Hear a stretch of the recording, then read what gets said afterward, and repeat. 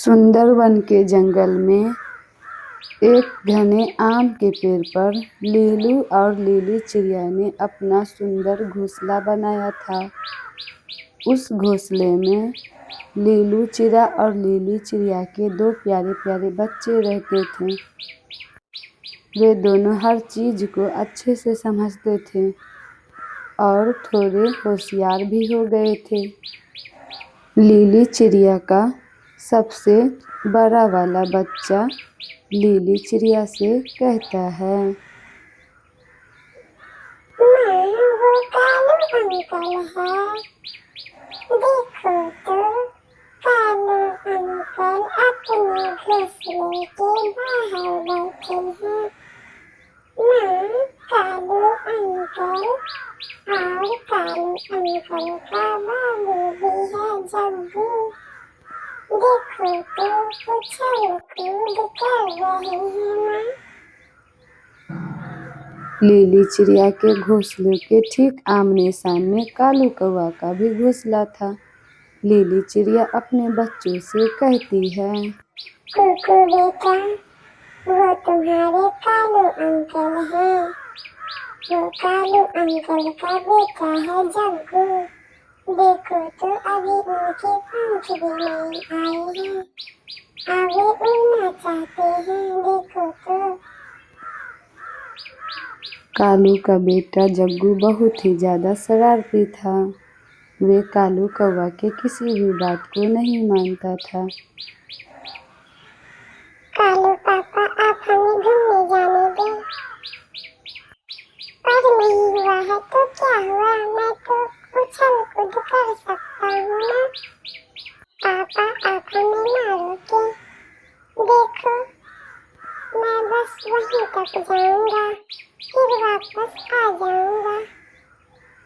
हवा के तेज चलने से क्या होगा? जब तेज हवा आएगी तो मैं किसी पेड़ के पीछे छिप जाऊंगा। और फिर कालू कौवा अपने बच्चे को समझाता है। कालू कौवा अपने बच्चों से कहता है, मेरे प्यारे जग्गू बेटा, आप अभी बहुत छोटे हैं। आप बाहर ना जाएं, बहुत हवाएं चल रही है। बारिश किसी भी वक्त आ सकता है और साथ में तूफान भी तेज आ सकता है। इसीलिए आप बाहर ना जाएं। आपके पंख नहीं आए हैं। अपने घोंसले में रहो। कालू कौवा का बेटा जग्गू कालू कौवा का बात नहीं मानता है और वे अपने घोंसले से बाहर निकल जाता। लीली चिड़िया लीलू चिड़ा से कहती है, जी सुनिए ना, आज सुबह से ही बुआ जी का कौवा बहुत उदास लग रहा है। क्या बात है? लीलू और लीली दाना लेने जा ही रहे थे कि तभी बुआ जी का कौवा भागा भागा उसके घोंसले के पास आया। वह बहुत ही परेशान था और कौवा काँव काँव करते हुए लीली और लीलू से कहता है, काऊ काऊ, लीलू लीली, मेरी मदद करो। मेरा सबसे छोटा बच्चा खेलने के लिए मेरे घोंसले से बाहर निकला था और अब वह कहीं नहीं मिल रहा है।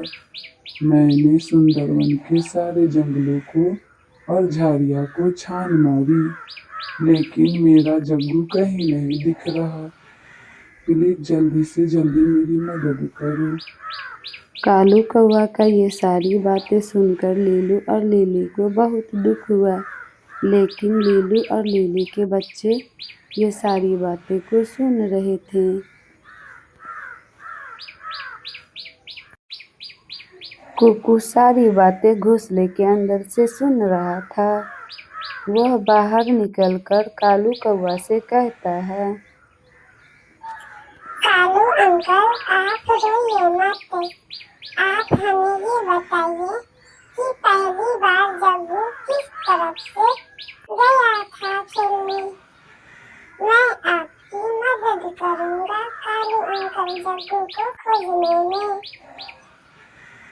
कुकू ये बात कर ही रहा था कि वहाँ पर लीली चिड़िया आ जाती है और लीली कालू कौवा से कहती है,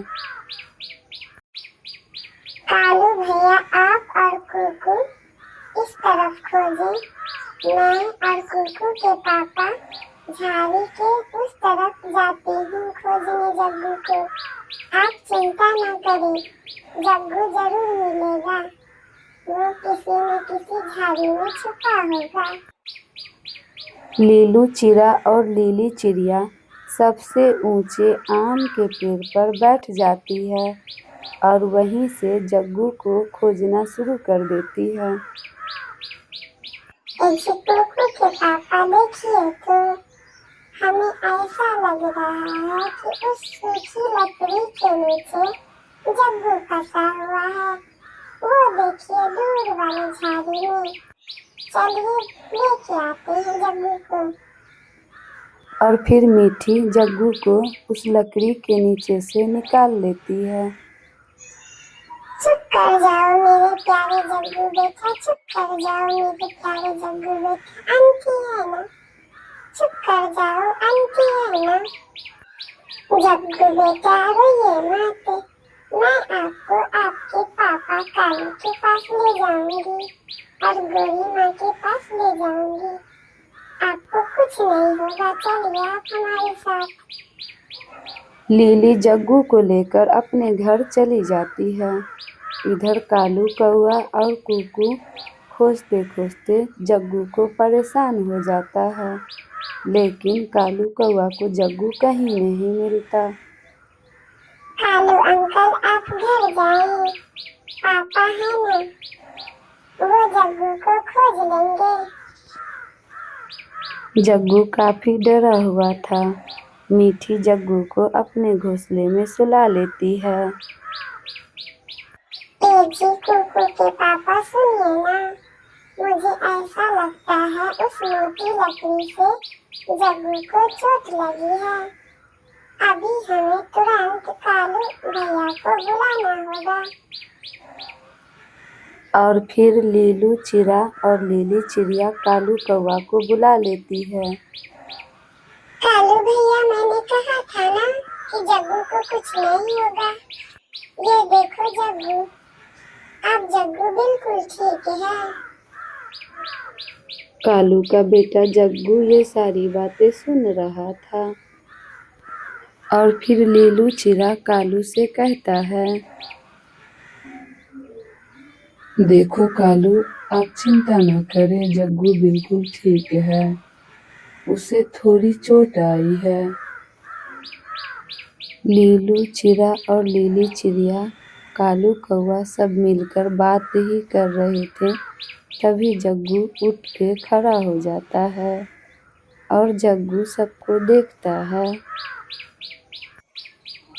कालू पापा अगर आज लीली आंटी ना होती तो क्या होता, मैं उस मोटी लकड़ी के झाड़ी में फंस गया था, मुझे लीली आंटी और लीलू अंकल ने बचाया है।